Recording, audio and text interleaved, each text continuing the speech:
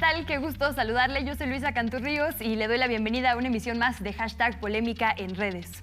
Según el diccionario de Oxford, cracia es un elemento sufijal, o sea que se añade al final de una palabra para formar otra, de origen griego y significa autoridad o dominio. Por ello, cuando hablamos de aristocracia, nos referimos, por ejemplo, al gobierno de las clases altas. O cuando decimos democracia, hablamos del gobierno del pueblo.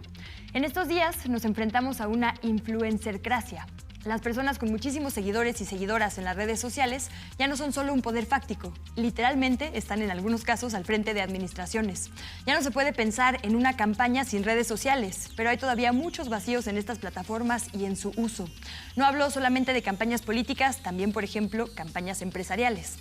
Para hablar sobre todo esto tenemos a puras personas expertas aquí invitadas el día de hoy. Les agradezco muchísimo su presencia en orden, si quieren, de aparición en pantalla, a Yura Zamudio, quien es estratega digital. Bienvenida, Yura. ¿Y cuáles son tus arrobas? ¿Dónde puede interactuar contigo nuestro público? Bueno, pues me pueden seguir en @Yura con I latina y 5 As, en Instagram y en Twitter.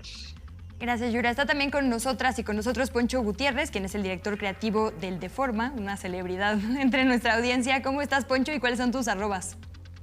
Muy bien, gracias. Gracias principalmente por lo del celebridad. Algunos piensan que para bien, otros piensan que para mal, pero bueno, el chiste es crear controversias. Aquí estoy en Twitter como @PonchoWoods y tengo el placer de estar dirigiendo la creatividad en el Deforma. A ver qué dicen justo Max y Yura en unos momentos más de tu estrategia. Y bueno, por último, pero gracias, Maximilian Max Murk, bienvenido, es director de TechCheck, una organización de la que hablaremos un poco más adelante. Bienvenido. Luisa, muchísimas gracias por la invitación. Ustedes nos encuentran con @TechCheckMX en las redes. De hecho, si quieres, cuéntanos un poco más, porque ustedes han impulsado junto con otras dos organizaciones de la sociedad civil el hashtag Ley Influencer, que ha hecho muchísimo ruido y como que es un pendiente que todavía tenemos socialmente. Entonces, cuéntanos un poco justo qué es TechCheck. Pues primero que nada, TechCheck es la primera asociación civil para la defensa y protección de consumidores en línea. Y una parte fundamental de nuestro trabajo en la asociación civil es transparentar cualquier tipo de publicidad digital.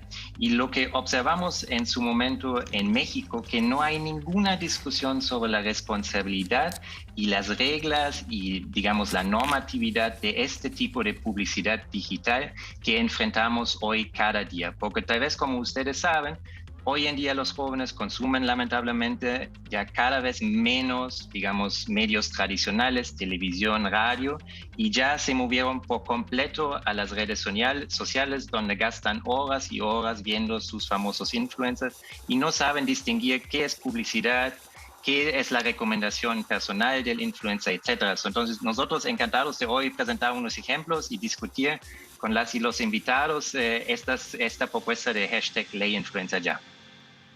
Muchísimas gracias por esa introducción. Recordar que justo como contigo también trabaja Fiorentina García, quien es cofundadora de TechCheck. En el segundo bloque, porque hoy haremos 2 en lugar de 3 como esta edición, vamos a tenerla también a ella como invitada. Si les parece bien, les comparto nuestra encuesta en Twitter para empezar, que es la siguiente. ¿Confías en los influencers para guiar tus decisiones de lo que consumes? Esta es la pregunta que le estamos haciendo hoy a quienes nos acompañan. La opción que les ponemos como A es sí, la que les ponemos como B es no y la C depende del influencer. Le recuerdo que puede usted comentar en nuestras redes con la @canal14mx y particularmente en esta emisión de Polémica en Redes estamos usando el hashtag influencercracia. Si les parece, Yura, quisiera empezar definiendo qué es un o una influencer. Porque de repente parecería que es alguien con muchísimos seguidores, pero hay gente que tiene muchísimos seguidores porque ya era famosa antes, no es nativa de redes, e interactúa poco, pero pues tiene esos millones de seguidores. Hay gente que tiene muy poquitos, pero son pues muy poquitos, muy influyentes. Entonces, ¿quién definiríamos como un influencer? Bueno, para empezar, tenemos que entender que se trata a veces de creadores de contenido y a veces de influencers. En la parte de los influencers se dividen por diferentes características, que entre ellas van tanto los seguidores, o sea, la cantidad de personas que los siguen, pero también la relación que tienen con ellos, que esto se mide como el engagement. Entonces, podríamos hablar de mega influencers, que son los que tienen más de 1 millón de seguidores, pero tienen menor engagement. Los macro influencers, que son los que tienen de 100,000 a 1 millón de seguidores. Los microinfluencers y los nanoinfluencers. Por ejemplo, para las marcas, lo que más nos conviene manejar son influencers que tengan buen engagement con las personas. Esto lo hacen los influencers que generan contenido de calidad. Son las personas que tienen una gran relación con sus seguidores y entonces por eso es por lo que los siguen y las recomendaciones que dan pues no las sienten como falsas. Entonces, pues podríamos decir que los influencers existen desde que existe la sociedad porque siempre nos ha gustado seguir a alguien, pero lo que ha pasado es que Internet y digital lo que ha hecho por un lado es democratizar el foco a estas personas, entonces podemos tener influencers que antes los medios no les ponían foco y esto es interesante, pero también por otro lado pues se les da la voz a otras personas que quizá no deberían de tener tanto poder y no podrían estar dando ciertos mensajes que sabemos que pueden llegar a niveles pues que no nos gustan. Justo tú hablas mucho de la estrategia y lo complicado que es como audiencia saber qué es real y qué es parte de una campaña. Nos pasó mucho, por ejemplo, con el tema Mariana Rodríguez, ¿no? ¿Qué tanto de lo que pasaba verdaderamente en su convivencia diaria con su esposo, el hoy gobernador, era orgánico y qué tanto era parte de una campaña? Cuando tenemos estas figuras con esta cantidad de seguidores y las tenemos únicamente en una pantalla, ¿cómo diferenciamos? Si es que se puede. Bueno, ahí hay como varios protagonistas en este punto. Por un lado están los consumidores de los contenidos y por otro lado obviamente que están los influencers. Entonces nosotros como consumidores de contenido tenemos la responsabilidad de saber a quién estamos siguiendo, porque si es una realidad que eres lo que sigues. O sea, lo que sale en tu feed es algo que tú decidiste y tú puedes decir, sigo a esta persona, me gusta esta información, hace bien para mi salud mental. Pero en cambio también puedes agarrar y decidir seguir a todo lo que está como de moda, las tendencias, lo viral. Y en ese caso, pues termina siendo como un borrego en donde los influencers que tienen mayores seguidores y que utilizan eso para transformarlo en recursos para ellos, pues son los que te lo están vendiendo. Y es muy obvio. De hecho, hay una cuenta que se llama Ciberedecanes en las que hablan justo de cómo la mercadotecnia está utilizando mal la mercadotecnia de influencers y los están utilizando como decanes de, me desperté y mira mi shampoo y me lavo el cabello aquí. Entonces, eso te puede dar a entender que pues obviamente está pagado. En cambio, cuando conoces a la persona y te está contando como en todo su entorno, cómo va conociendo las cosas, pues también puede tener cosas relevantes. Cuando prueba un producto y te dice, bueno, he probado estos 3 y esto es lo que a mí me interesa, en la historia que va teniendo esta persona es cuando tú te vas dando cuenta a quién le puedes creer y a quién no. Entonces, pues sí tenemos que tener criterio en lo que consumimos. Poncho, ¿qué tanto se valen este tipo de trucos? Por ahí yo he visto que a veces tú te enfrentas con ciertas figuras que también podríamos decir son influencers, a veces de tu mismo espectro político, a veces contrario. Son peleas orgánicas, es parte de una estrategia, se llevan bien allá afuera. Digamos, ¿qué está permitido y qué no? ¿Y por qué? ¿O dónde pondrías tú los límites?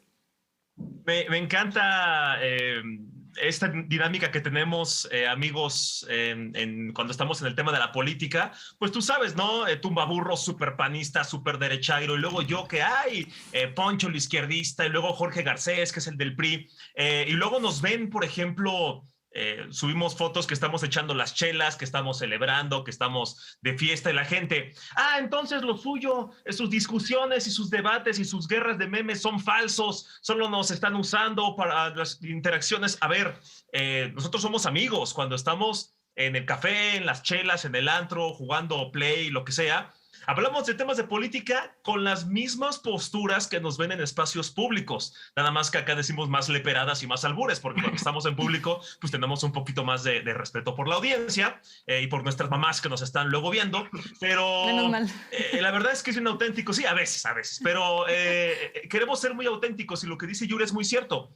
Si tú ves a un influencer que se dedica a cierto tema, ¿no? Porque ya vemos que hay de todo. Los que hacen ASMR, que seducen al micrófono y tienen millones de seguidores, los que se graban de verdad abriendo pañales solo porque eso es relajante, los que, pues, ahí está OnlyFans, ¿no? Que fotos de pies, o sea, hay todo tipo de influencer, pero cuando ves a la influencer que te gusta, ¡ay, qué guapa chica yo sigo! Me encanta porque está súper guapa y porque se maquilla muy bien, y de repente te habla de política de manera muy falsa, dices, híjole, a mí se me hace que esto puede estar pagado, mejor me reservo.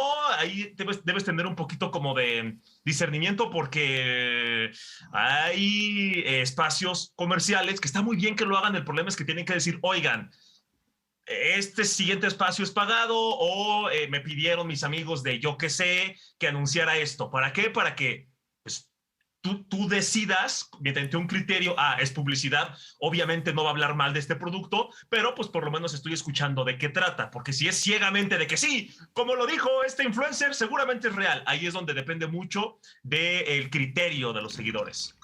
Justo quisiera que empecemos a ver algunos mensajes que hemos visto en la discusión pública. Uno particularmente de @valpunto, Valeria Ríos, que dice: el INE prevé multar a Samuel García con 55 millones de pesos por los, entre comillas, servicios de Mariana Rodríguez por postear 45 fotos y 1,300 historias durante la campaña, mientras que el Partido Verde Ecologista de México utilizó cerca de 100 influencers y tendrá una multa de 40 millones de pesos. Y por eso quisiera ir contigo, Max, para que nos expliques o nos, digamos, ayudes a ahondar un poco más en lo que nos decía Poncho. ¿Por qué cuando hablamos de esto tenemos que hablar de derechos y de regulación también? Es una realidad en muchos países, en México todavía no. Es más, ni siquiera hemos logrado regular la publicidad en los medios tradicionales y ya nos superó un poco esta realidad, ¿no? Sí, Luisa, primero que nada, yo soy de Alemania, por eso también me llamo chilango alemán aquí, ya llevo varios años y a veces me sorprende un poco la discusión y yo lo siento aquí en las primeras intervenciones también. Nosotros como consumidores tenemos derecho a publicidad transparente e identificable, punto. No es nuestra responsabilidad de gastar horas y horas en revisar que tal vez eso es publicidad o promocionar un producto o no. Eso es la obligación de las empresas, de las agencias y de las instituciones, asegurar nuestro derecho a publicidad transparente y identificable. Y allá me gustaría añadir un punto más. Especialmente hoy en día es la población joven, son los jóvenes que hoy en día consumen estos medios en Instagram y ven a los influencers y muchos de ellas y ellos todavía no tienen el conocimiento de distinguir qué es publicidad o qué es no publicidad. Y ahora con referencia a tu ejemplo de Mariana Rodríguez, hay que dejar claro que todo este ámbito de influencers en México hoy día es una cancha sin reglas, es casi un contexto anárquico en donde se puede vender cualquier cosa, producto o hasta promocionar un partido para unos pesitos. Y lo que hoy en el caso de Mariana Rodríguez observamos es una amenaza a la formación de voluntades políticas en el país. Porque entonces yo como político o política me podría acercar en el futuro a un influencer y decir, pues no te voy a pagar nada, pero tú me das acceso a millones de posibles votantes y así yo no tengo que pagar ningún peso oficialmente. Resumiendo un poco, todo eso es un peligro desde nuestro punto de vista aquí en la Asociación Civil TechCheck y lo que queremos es impulsar una discusión pública sobre las responsabilidades de los influencers. Punto, nada más. Pues aprovechando que mencionas a Mariana Rodríguez, la titular de la dependencia AMAR a Nuevo León, recién creada en ese estado, mi estado, por cierto, quisiera que viéramos dos de las historias más controversiales o que han estado más en la discusión pública que subió, pero a su cuenta de Instagram, porque tienen que ver con otro asunto respecto a las personas influencers. Decías unos pesitos, pero bueno, rara vez son unos pesitos, más bien son como muchos miles de pesitos, ¿no? Quizá millones en algunos casos. Pero no solo es el tema de cuando se les paga directamente, también en muchos casos estas personas son marcas registradas, como es el caso de Mariana Rodríguez, y absolutamente todo lo que hacen, todos sus likes, todo su contenido les genera a ellas y a ellos rédito. ¿Qué pasa cuando, digamos, hay un conflicto de interés porque son personas servidoras públicas? En su caso no tiene una remuneración, pero bueno, como vemos de facto, ahí trabajando con las niñas y los niños del DIF, pues tiene una responsabilidad, ¿no? Está fungiendo, digamos, en un papel de funcionaria pública y al mismo tiempo todo lo que publica en sus redes le va a redituar personalmente. Entonces no recibe dinero directamente, pero al tener, digamos, esta doble vida entre influencer y persona en la vida pública, también le conviene, digamos, ¿no? Todo lo que haga en su ejercicio de gobierno. Entonces también ahí hay como un gris muy complicado del que tenemos que empezar a hablar. No, Yura, porque digo, no es que esté necesariamente mal, no es ilegal, no le están pagando, pero evidentemente hay un rédito personal por utilizar sus redes y al mismo tiempo estar, digamos, en la vía pública y con dependencias públicas. Sí, aquí hay un tema, como dices, súper complicado y gris, porque cuando ella entró a esta carrera política, pues no existía ninguna legislación justamente en el caso de que una influencer pudiera tener tanto peso en la campaña de su esposo, porque el tema principal no es que solamente sea un influencer y que apoye a un partido político, sino que es su esposa. Y entonces aquí también toma un peso pues ese hecho, ¿no? Y el hecho de que ella tiene mucho más seguidores de los habitantes que hay en el estado del que ahorita es gobernador su esposo. Pero también es real la manera en la que ella está utilizando como las redes sociales para seguir manejando como su lifestyle, y también nos está dejando ver algo como interesante, que es por qué las esposas son las que están llevando, o sea, la parte del DIF o sea, están cuidando a los más marginados, porque justo están exponiendo a niños a que alguien lleve un influencer que sea la esposa de un gobernador y los haga un producto de mercadotecnia. Entonces, ahí hay un chorro de aspectos que hay que considerar. Es por qué ella está preocupándose por los niños en estos momentos, o sea, por qué ella está haciendo una campaña de publicidad con eso. Obviamente que no debería ni podría hacerlo, pero al final también es la razón por la que llegó ahí. Entonces, creo que esto nos puede servir como de parteaguas para tomar decisiones en un futuro y ver cómo se tendrían que regular estas cosas. Pero también ahí toma mucho que ver el papel de las parejas dentro de la política y los papeles que pueden llegar a tener a nivel público. Y el tema es que es una fórmula que comienza a ser una fórmula aprobada, ¿no? Quisiera que veamos ahora un tuit de Juan Becerra Acosta que dice: si Palazuelos, siendo nadie, usaba aviones de la Nación para llegar a casas de Fonatur, donde ordenaba a efectivos de las Fuerzas Armadas que le sirvieran, no quiero imaginar lo que pretendería hacer con los recursos del pueblo de Quintana Roo en caso de llegar a ser su gobernador. El mismo partido que postula del que es miembro Samuel García, con Mariana Rodríguez Cantú como compañera, porque es la titular, insisto, de una dependencia, Amara Nuevo León, está postulando ahora a Palazuelos, a este actor, pero con mucha actividad también en las redes sociales, muy como aspiracional, ni siquiera sé si es una palabra correcta, pero pues sí, como con esta fórmula de éxito, porque él dice que eso es el éxito. Y la verdad es que parece ser, según las encuestas, que está funcionando en el estado de Quintana Roo. Entonces eso, como nos decía Max, Poncho, puede ser un precedente muy peligroso sobre cómo llega la gente al poder y por qué, ¿no? Y qué ventaja tienen también por tener, digamos, esta plataforma, aunque virtual, que sí les empuja de una forma distinta.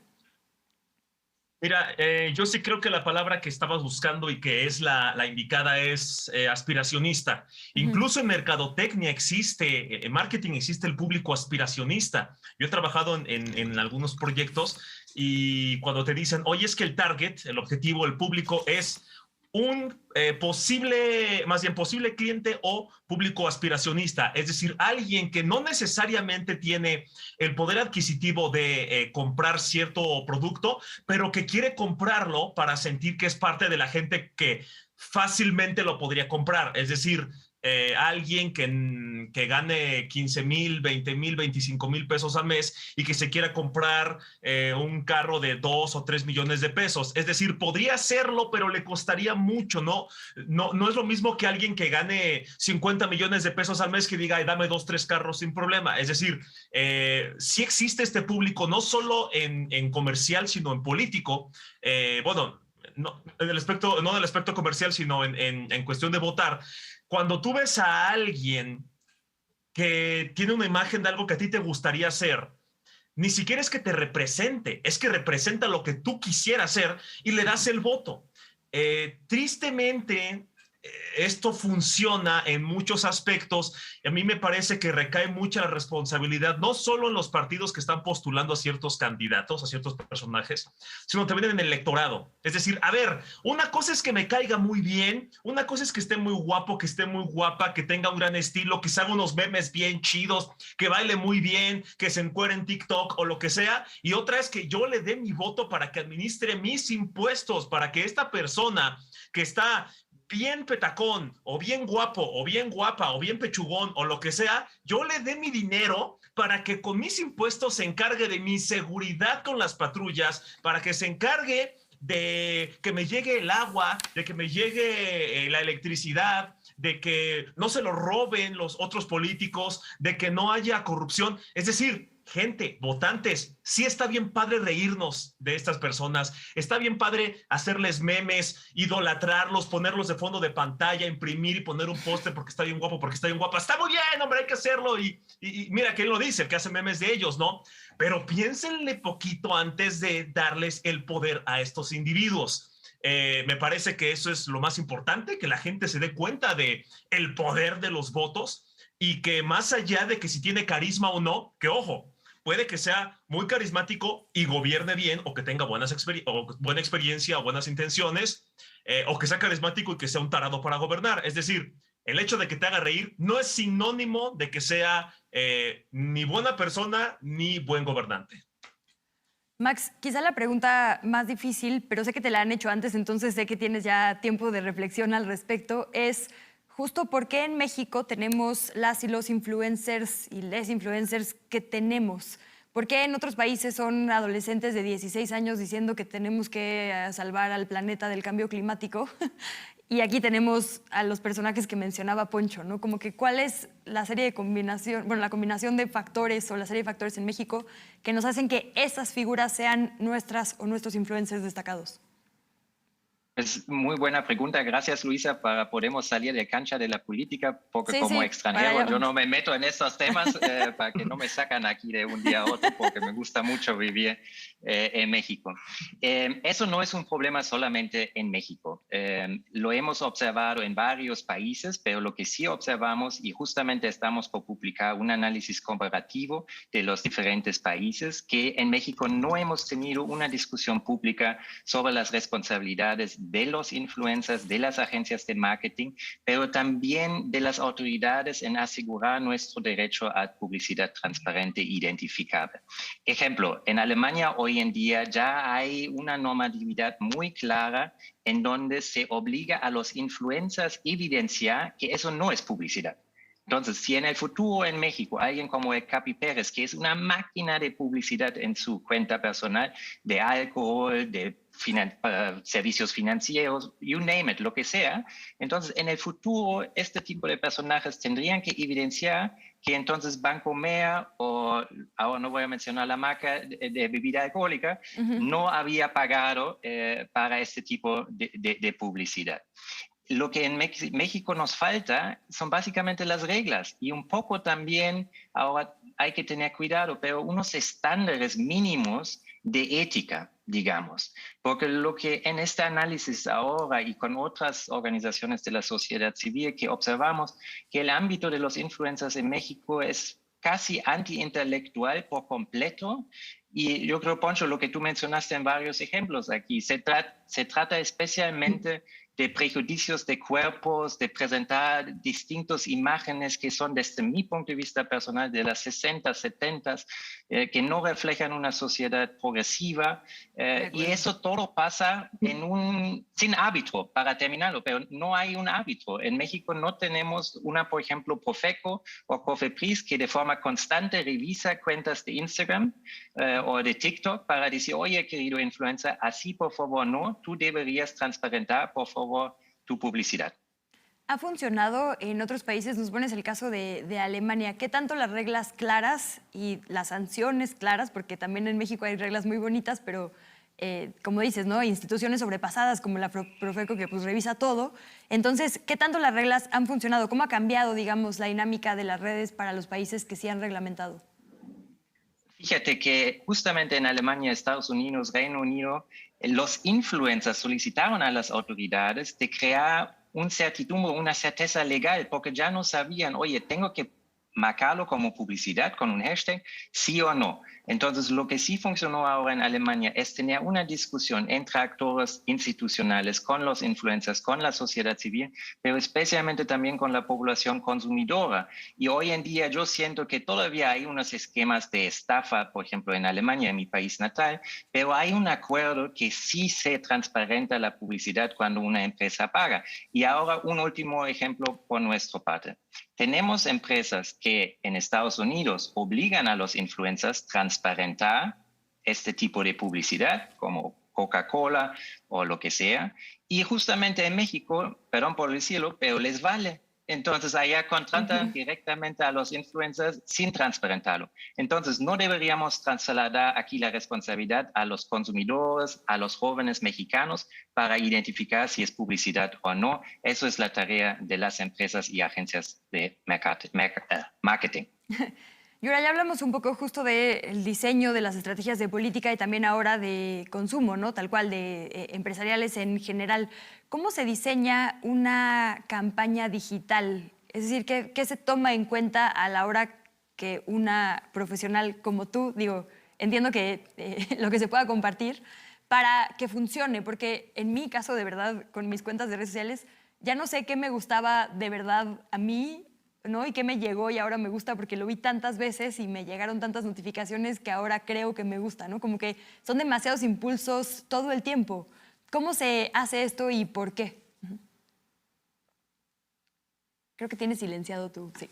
Sí, justo lo que acabas de decir es como la paradoja del algoritmo en el que no sabes qué tanto es lo que te gusta o qué tanto el algoritmo te está dando información y se vuelve como un eco.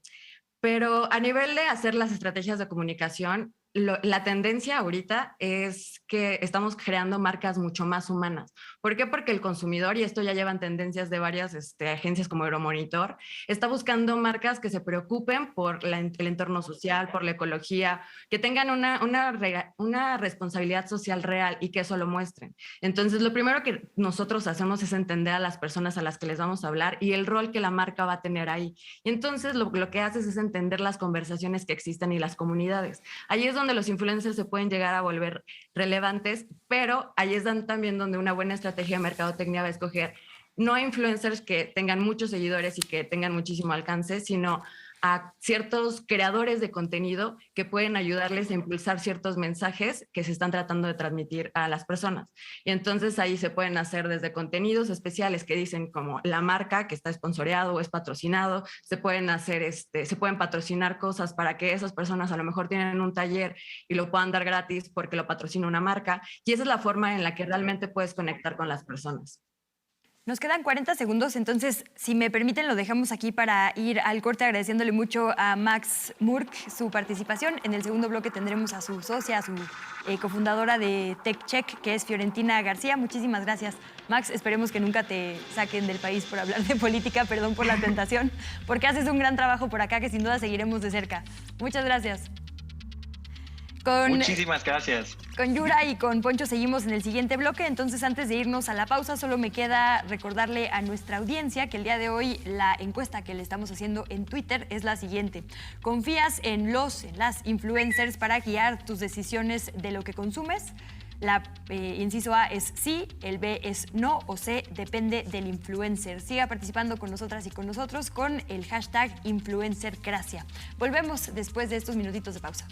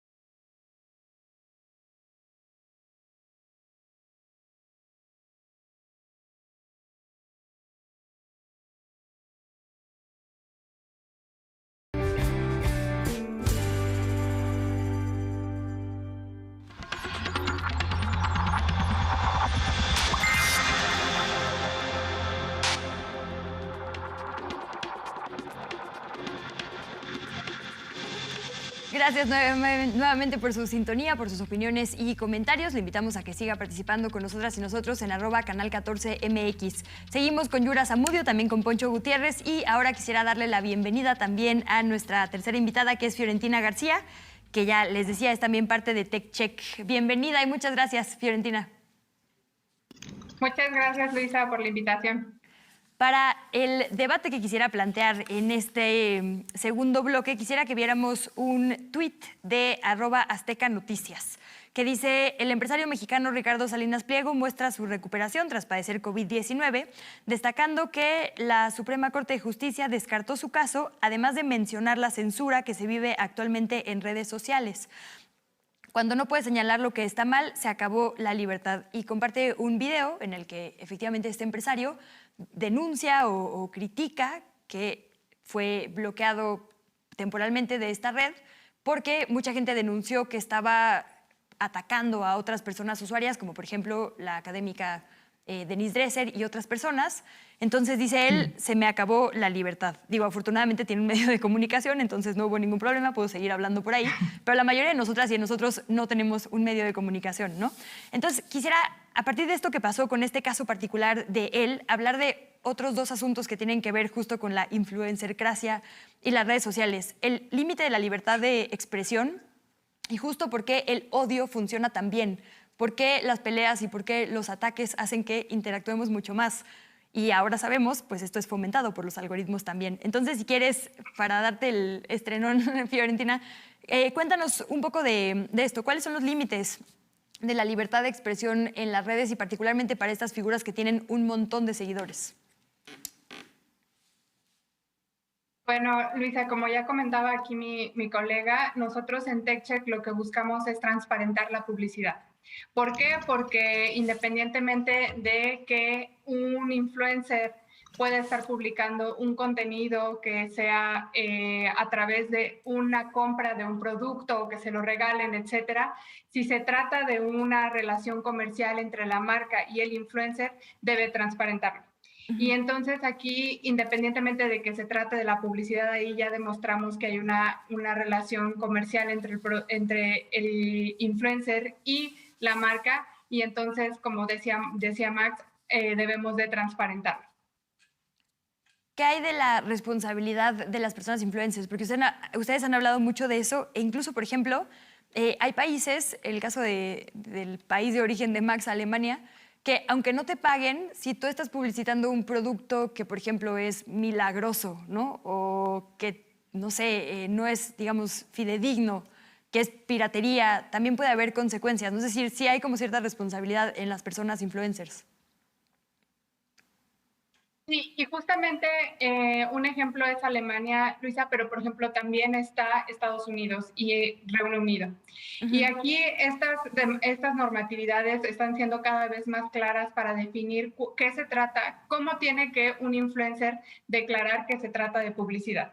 Y ya no simplemente se trata de incluir una etiqueta, sino también es asegurar que el influencer tiene que revisar las reglas con las que se tiene que declarar la publicidad. En este caso, por ejemplo, si es una proteína, se trata entonces de un producto que está regulado por la regla de lo que se tendría que hacer lo de la publicidad en materia de la Ley General de Salud. Y entonces ahí un influencer ya no solamente es responsable, por ejemplo, de declarar la publicidad del producto, sino de también alinearse a las normas que tienen que ver con los productos que afectan la salud. Extiendo el debate, Yura, para allá, porque ¿cuál es el límite, digamos, de la libertad de expresión? Aquí mucha gente se ampara en ese derecho, que por supuesto creo que todas y todos queremos, para básicamente decir lo que quiere sin consecuencias, pero sí las hay, ¿no? Entonces, ¿dónde definirías ese límite en todos los sentidos? Hablaba yo del caso de ciertos ataques, ¿no? Cómo nos referimos a ciertas personas, y tampoco es lo mismo pelearnos con alguien teniendo muchísimos seguidores y aventarle, ¿no?, toda, pues, un peso, digamos, de gente que está siguiendo esa conversación, que quizá una conversación entre dos amigos, ¿no? Como que sí empieza a tomar relevancia en nuestra vida de afuera, lo que nos pasa cuando muchísima gente nos ataca. No sé si alguna vez les ha pasado, pero a mí me ha pasado un par de veces y es terrible. Sí, bueno, aquí hay como dos temas. Uno es la parte de sí, como tal, la publicidad y ser transparentes, y que en el momento en el que hay una transacción y tú tienes un beneficio, ahí pues obviamente es publicidad y ya no es libertad de prensa, eso es publicidad. Y por otro lado, como en los mensajes de odio, que para mí es de las cosas más preocupantes que pueden transmitir los influencers más que otra cosa, sí es muy preocupante, y eso es algo de lo que menos se está regulando, porque existen un montón de influencers que han generado, o sea, hasta suicidios. Y digo, no me tengo que ir como muy lejos, el caso de la influencer que acaba de estar en la cárcel, y que a lo mejor para muchos el hecho de que estuviera en la cárcel fue muy, muy exagerado, pero creo que sí era necesario marcar un antecedente del tipo de conductas y bullying que existe dentro de las conversaciones y que te pueden llevar a ideas como súper peligrosas. Digo, el año pasado tomaron el Capitolio por justo una serie de mensajes de odio, y también es súper peligroso en estos momentos que estamos viviendo como sociedad y como humanidad, porque ante tantos problemas, cuando tú culpas a alguien de algo, entonces todo el mundo va a reaccionar porque tiene a quién culpar, y los mensajes de odio, todo es lo que tienen en común, que le dan la cara al culpable, ponen un malo, hacen que los grises desaparezcan y te dicen dónde están las cosas bien y dónde están mal. Entonces, pues ahí la libertad de expresión tiene que tener un tema de ética, y pues sí se tendría que estar regulando y revisando que no se estén generando mensajes de odio que puedan llegar a afectar pues a muchísimas personas. Poncho, hay ciertos términos y condiciones, efectivamente si nos metemos, que casi nadie lo hacemos, pero si lo hiciéramos, en las redes sociales sí hay ciertos términos y condiciones que dicen que efectivamente si violas algunas políticas de uso, puedes ser, digamos, te pueden deshabilitar por un tiempo. Pero hay ciertas personas, pongo el ejemplo de Chumel Torres, que constantemente tienen comentarios, yo los consideraría de odio, clasistas, racistas, y ahí están, ¿no? Y hay otras personas que pues comentan cualquier cosa, y si hay una campaña para pedir que se bloquee esa cuenta, entonces sí le sacan. Como que también imagino que hay un conflicto para las redes sociales al ser negocios, censurando o quitando del escenario a la gente que tiene muchos seguidores y que les da justo mucha interacción. Entonces también, evidentemente, pedirles a las empresas que sean responsables, pues les genera un conflicto de interés, pero también hay una responsabilidad en ellas como plataformas, ¿no? Claro, ya me dijiste un par de palabras ahí que me medio amargaron la noche, pero sí hay algunos influencers, hay algunas personas que se escudan en la cantidad tan enorme de seguidores que tienen, ¿no? La influencia, es decir, el influencer no solo se refiere ya a que influye en muchas personas, sino que toda esa influencia le da cierta inmunidad, y no debería ser así. El hecho de que seas famoso, de que seas poderoso, de que tengas muchos seguidores, de que estés guapo, de que estés bien mamey, de que tengas bonita voz, de que, etcétera, no te da el derecho de opinar cualquier estupidez, y mucho menos cuando es un discurso de odio que te diría disfrazado, pero no siempre lo disfrazan, ya son abiertamente homofóbicos, machistas, clasistas, todo lo que terminen istas, y parece que es como, es que soy políticamente incorrecto y por eso a mis seguidores les gusta lo que hago. A ver, sí, estoy de acuerdo, a mí me gusta el humor pesado, a mí me gusta, digo, estoy en el de forma, me gusta burlarme de las personas que se enojan, ¿no? Cuando Oye, te y por burlas de ejemplo, ellos, pero también ¿cuál es el filtras. límite? Tú justo como director editorial o como alguien que justo lleva la línea de un sitio cuya naturaleza es esa, ¿cómo defines, digamos, cuál es tu límite respecto a señalamientos personales o campañas no contra ciertos personajes? ¿Cómo lo has sabido llevar?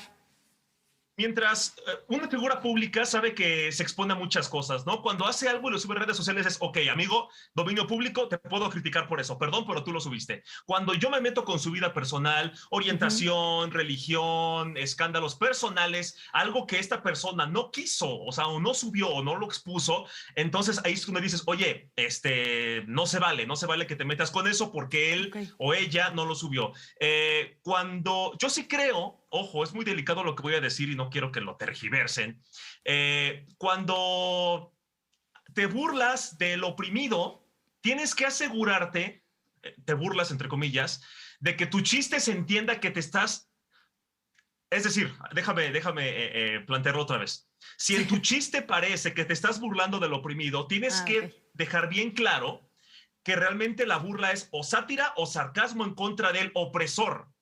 Te doy un ejemplo súper aterrizado. Mi tía la panista. Bueno, Tu Tía la Panista es una página en Facebook que yo llevo. Se llama Tu Tía la Panista. Y estoy representando a esta persona súper conservadora, súper homofóbica, súper machista, etcétera. Y muchas personas me han llegado denuncias de que esta página es misógina, de que esta página es homofóbica, pero realmente es todo lo contrario. Es decir, textualmente puede que el mensaje sea homofóbico, pero cuando exageras el chiste, cuando de verdad sabes que es una broma, estoy interpretando de manera satírica, de manera exagerada, una postura que sí es homofóbica y la estoy criticando, es decir, me estoy burlando del que oprime. Eso es algo que yo creo le hace falta a las personas discernir para que se den cuenta de que, oye, estoy de tu lado, pero entiende que estoy retratando a las personas de las que me estoy burlando. Eso es algo que tenemos que darnos cuenta.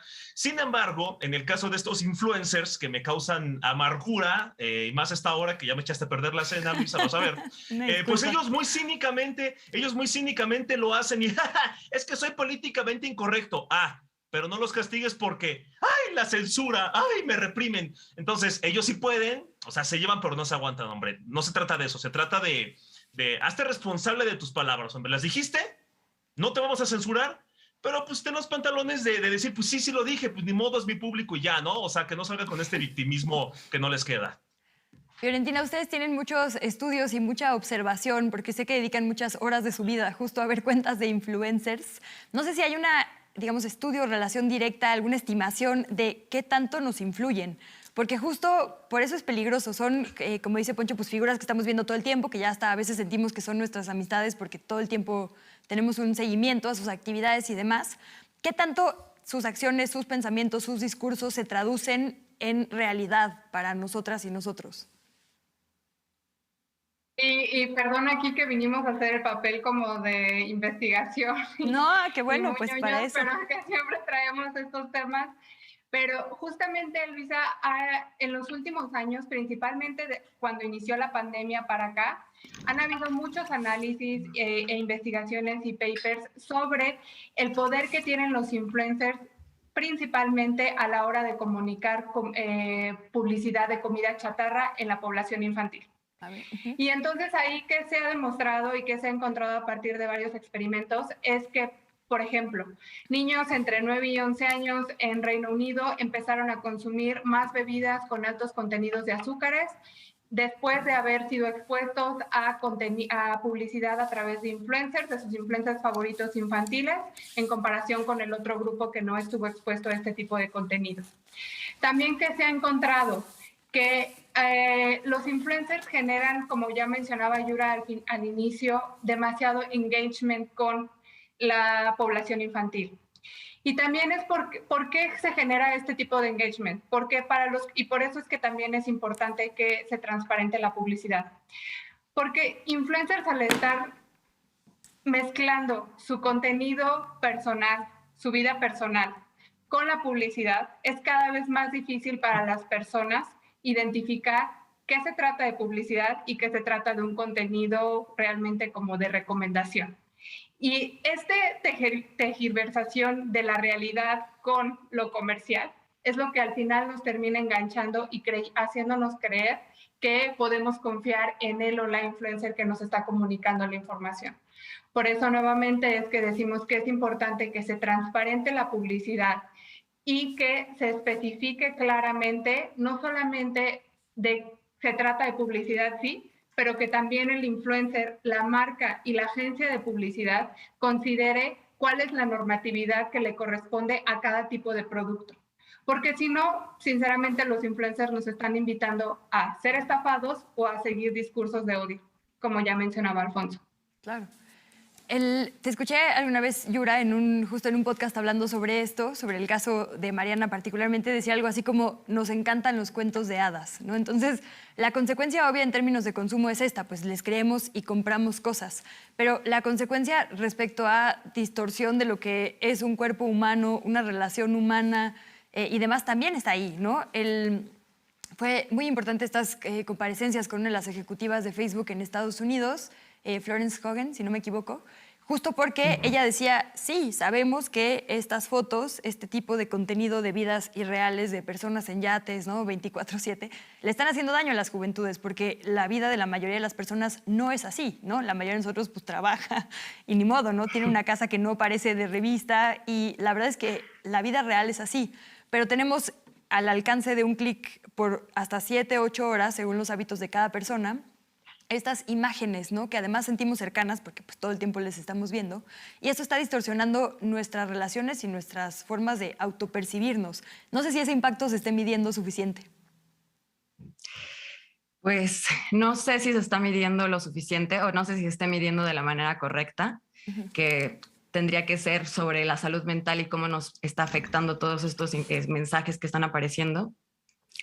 Lo que sí sé es que definitivamente sí nos afecta y que las aplicaciones, que son estas empresas, Facebook, Instagram, saben perfectamente bien dónde es donde nos gusta, qué es el contenido que nos gusta ver, cómo mandarnos información o un push notification para que regreses al contenido. De hecho, no sé si les ha pasado que te dicen, tal persona comentó la publicación de otra persona para engancharte.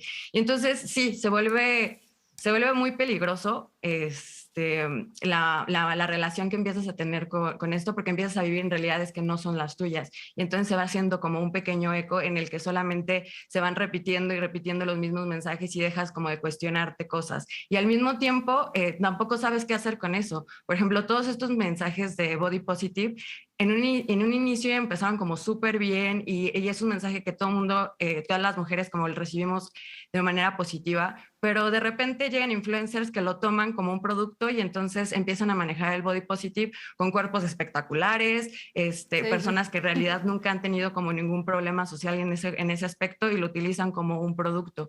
Te están vendiendo ese producto y aquí retomo un poco lo que mencionabas del cuento de hadas, te están vendiendo esa imagen aspiracional, como mencionábamos hace rato, de una vida que a lo mejor tú no vas a tener y en la que te enajenas. Y entonces ahí lo más preocupante es que tú como usuario, como consumidor, te vuelvas como un pasivo en el que vivas solamente en esa realidad y dejes de cuestionar todo lo que consumes. Porque si bien sí se tienen que transparentar qué cosas son publicidad, qué cosas no, tenemos sí que tener un criterio en cuestión de lo que nos están como dando las personas a nosotros y qué tanto les creo o no les creo a esas personas. Porque pues sí, es real, lo que existe en las redes sociales no es verdad, son fragmentos de la vida de las personas y son fragmentos que ellos quieren que tú veas para que te formes una idea.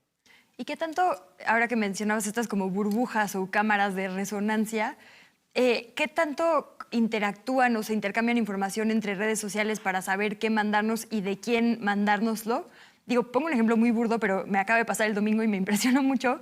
Estábamos en mi casa, su casa, poniendo cuadros y pues están nuestros teléfonos en la mesa, pero ni buscamos cuadros ni hablamos de cuadros con nadie, simplemente hablamos entre nosotras, las personas que estábamos acomodando los cuadros, de cuadros, ¿no? Y ya los pusimos, hablamos de taladros y cosas. Y en la noche me salían cursos para acomodar cuadros, que además existen, pero bueno, hay cursos de X aplicación para acomodar cuadros y bueno, cuadros a la venta en todas las redes sociales, ¿no? Entonces, digo, me sigue impactando, pero me imagino que eso pasa también, digo, con personas influencers, ¿no? Porque yo veo a Poncho todos los días en mi timeline y a lo mejor a otras personas no, ¿no? No sé qué tanto, digamos, estas burbujas también nos han puesto a ciertos influencers y qué dice eso de nosotras y de nosotros, ¿no? Cómo empezar justo a, pues, desintoxicar, si es Yura, y te extiendo la pregunta, Poncho, pues un poco estos círculos que ya tienen nuestro teléfono, nuestros dispositivos de nosotras y nosotros mismos, ¿no? Pues ahí es súper importante entender el por qué lo están haciendo los medios. Esto que tú estás diciendo de que te aparece publicidad, pues sí, es real, porque existe un tipo de publicidad que se llama programática, que lo que hace es estar buscando audiencias. Lo que se trata de la publicidad y lo que se trata en estas grandes empresas es de generar audiencias, grupos de personas que van a responder para las necesidades que van a tener diferentes marcas. Entonces, de acuerdo al comportamiento que tú tienes, estas empresas van a empezar a clasificarte. Entonces, de repente vamos a hacer mujer casada con hijos o mujer soltera o hombre mamé que le gusta lo fitness y las inversiones. Y entonces alrededor de todo eso van a empezar a darte el algoritmo lo que hace es, bueno, estos son creadores de contenido que tienen bastante engagement porque ellos también tienen esta preocupación, o sea, de generar creadores de contenido. Claro. Y así es como te van como dando la información. Y justo como para mencionar en este punto, la evolución que están teniendo estos canales, de estas redes sociales, la podemos ver muy bien en TikTok, donde ellos lo que están haciendo es creando creadores de contenido. Ellos lo que les interesa, y eso te lo puedo decir desde el lado de las empresas, no es la publicidad. Lo que les interesa es tener creadores de contenido para poder tener audiencias a las que ya después les va a poder decir, ah, bueno, viste un video de los cuadros y entonces te voy a mandar un chorro de publicidad sobre los cuadros, y todo esto se va conectando entre las diferentes canales, porque al final tú cuando entras a una página web, pues se guardan las cookies y se van guardando más cosas, y si le das clic a algo, toda esta información la van guardando los medios, y a través de eso se generan campañas para decirte, ah, ok, entonces a ti te gustan los perritos rojos, ah, pues ahí te va una campaña de playeras con perritos rojos. Y además, interesantísimo esto que dices de TikTok, porque mientras que YouTube o Instagram u otras redes sociales se tardan más en obtener información de lo que nos gusta, en TikTok es cada 5 segundos, ¿no? Es decir, le estamos dando información mucho más rápido y constante a esta red social que a las otras. Entonces también es como una fórmula que hay que empezar a ver con seriedad. Y justo te quería preguntar por eso, los creadores de contenido. A mí, Poncho, me sales, bueno, hasta en la sopa todo el tiempo te veo, lo cual supongo eso que... habla de que tienes muy buen gusto, Luisa. Claro. Muchas gracias. Sigo claramente muchos creadores de contenido político, ¿no? Por supuesto que tengo buen gusto, gracias. Pero bueno, sigo mucho a la gente que habla de política, ¿no? Y que está en debates políticos. Y hay esta idea de que los medios iban a democratizar la conversación, que cualquier persona tenía la misma posibilidad realmente de volverse un creador o una creadora de contenido y triunfar, pero resulta que no, porque sí hay ciertas personas que se potencian y ciertas que no. Hay gente que tiene excelente contenido y nunca crece, y otras que sí. ¿Cuál dirías tú que es la fórmula, o en tu caso, cómo sucedió? Mira, te agradezco que me uses a mí como ejemplo de cómo sucedió algo bueno. Espero que hables de algo bueno, pero bueno, yo estoy en el tema del humor político, ¿no? En varias páginas, porque, y esto lo digo yo sé que no va a sonar nada modesto, pero voy a intentar que suene modesto.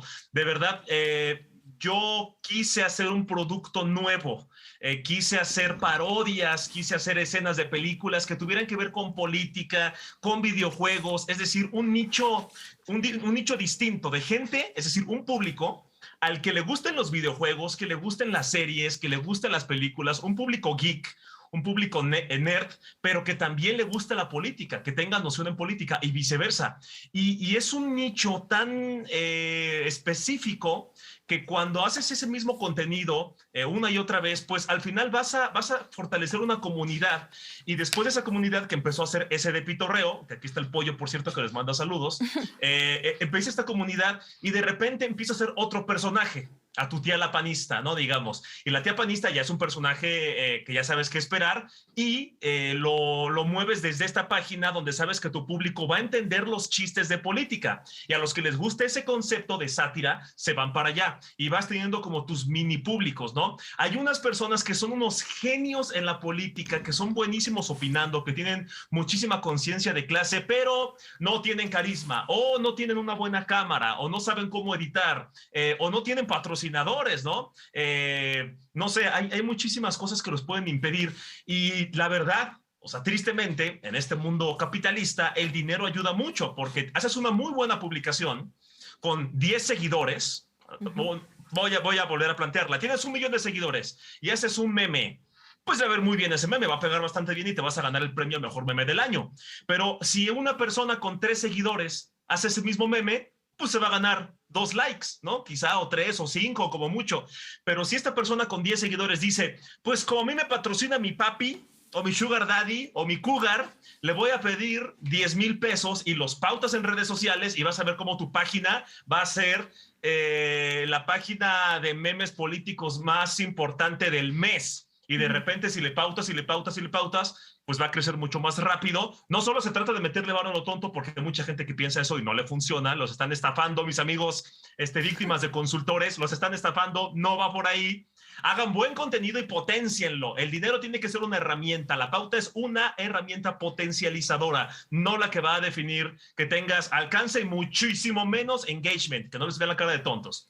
Entonces, con ese varo puedes impulsarlo. Entonces, ojo con sus influencers favoritos, vean bien si alguien los está patrocinando, porque puede que se estén riendo mucho de sus chistecitos, pero el que esté atrás se está riendo como, cayeron en la trampa estos güeyes. Fiore, nos quedan un par de minutitos. Quisiera que, aprovechando todo tu expertise y tu academia, como bien decías, que aquí valoramos mucho, nos hables un poco sobre esto que particularmente a mí me parece muy tóxico y grave, que decías que son influencers afectando a la niñez. ¿Qué hacemos? ¿Cómo les detectamos? ¿Dónde denunciamos? Si es que eso se puede, ¿cómo exigimos? Y también, ¿cómo nos desconectamos un poco de todo eso, ¿no? ¿Cómo ponerle, digamos, distancia para que no nos influencie y particularmente a nuestras hijas e hijos? Sí, Luisa, y aquí quiero hacer como un big picture de lo que acaban de mencionar Yura y Alfonso, ¿no? Que también es algo de la discusión que se está teniendo en Estados Unidos y en Alemania. ¿Qué está pasando? Influencers se vuelven especialistas, por ejemplo, Poncho, en política con geeks y videojuegos, ¿no? Hay influencers que son especialistas en deporte, hay influencers que son especialistas en nutrición, hay mamás influencers.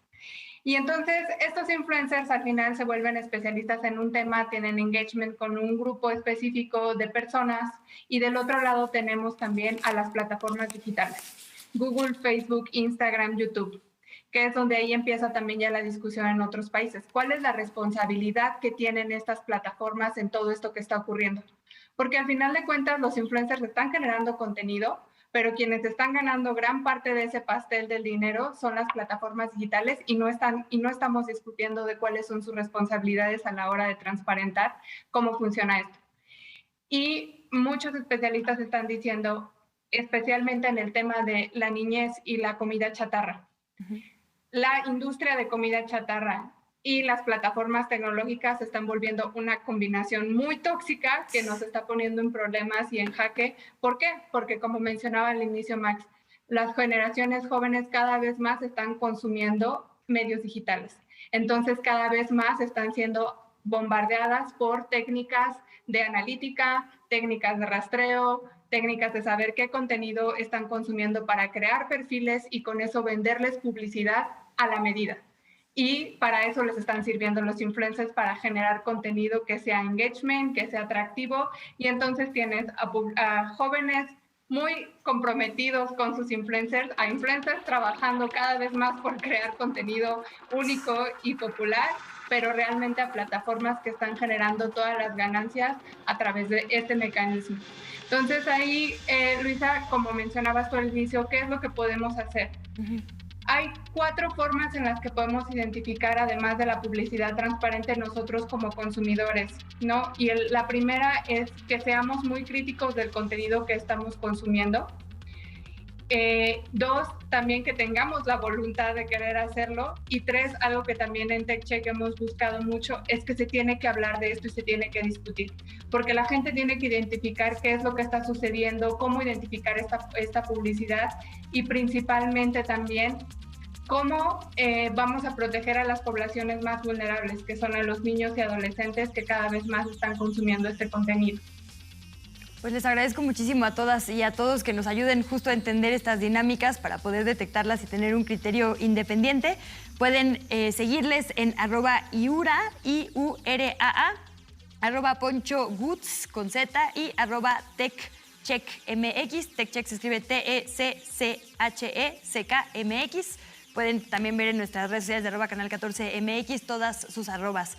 Nos vamos con la encuesta. La respuesta que tuvo el 86% de los votos es no. La gente no confía en los influencers para guiar las decisiones que consumen. Muchísimas gracias a nuestras invitadas y nuestros invitados y sobre todo a nuestra audiencia. Cuídense mucho y nos vemos en la siguiente emisión de Polémica. En el PRI impulsamos a los jóvenes para que puedan emprender y abrir su negocio. Trabajamos para que ningún comercio tenga que cerrar sus puertas. En el PRI sabemos de los grandes esfuerzos de las mujeres para sacar a la familia adelante. México saldrá adelante sin que nadie se quede atrás. Somos centrones. En el PRI, la familia antes que todo. PRI. A continuación, estreno. Cinema 14. La bandida. Clasificación B. Adolescentes.